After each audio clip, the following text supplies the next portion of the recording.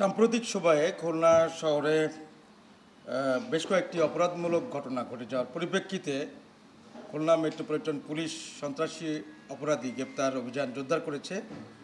এর ধারাবাহিকতায় আজকে 4 জন শীর্ষ সন্ত্রাসী গ্রেপ্তার হয়েছে।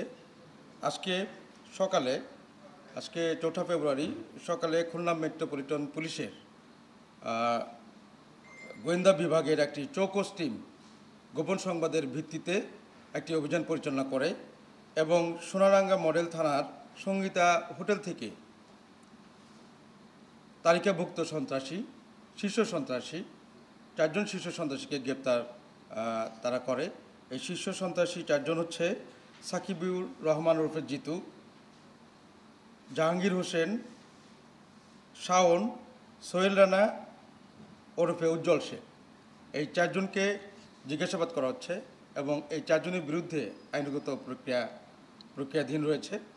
এই 4 জন আসামির যে থানায় রক্ষিত যে রেজিস্টারপত্র আছে এবং আমাদের যে সিডিএমএস আছে, এগুলো পর্যালোচনা করে তাদের বিরুদ্ধে প্রত্যেকের বিরুদ্ধে একাধিক মামলার পাওয়া যায় এবং সেই মামলাগুলো তাদের বিরুদ্ধে চলমান আছে।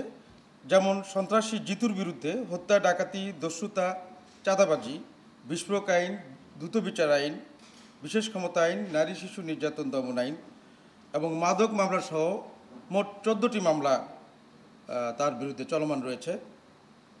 আরেকজন সন্ত্রাসী জাহাঙ্গীরের বিরুদ্ধে একটি হত্যা মামলাসহ 10টি মামলা চলমান রয়েছে, যার মধ্যে একটি মামলায় সে যাবজ্জীবন সশ্রম কারাদণ্ডপ্রাপ্ত এবং তার সাথে 10,000 টাকা জরিমানা সাজাপ্রাপ্ত। আর আরেক শীর্ষ সন্ত্রাসী শাওনের বিরুদ্ধে 2টি হত্যা মামলা সহ মোট 6টি মামলা চলমান রয়েছে। সোহেলের বিরুদ্ধে বিভিন্ন অপরাধের 9টি মামলা তথ্য আমরা সিডিএমএস এবং অন্যান্য রেজিস্টারপত্র পর্যালোচনা করে পেয়েছি। তো এইসব সন্ত্রাসীদের আমরা জিজ্ঞাসাবাদ করছি, তাদের বিরুদ্ধে যে আইনগত ব্যবস্থা নেওয়া যে প্রক্রিয়া, সেই প্রক্রিয়া আমরা গ্রহণ করছি।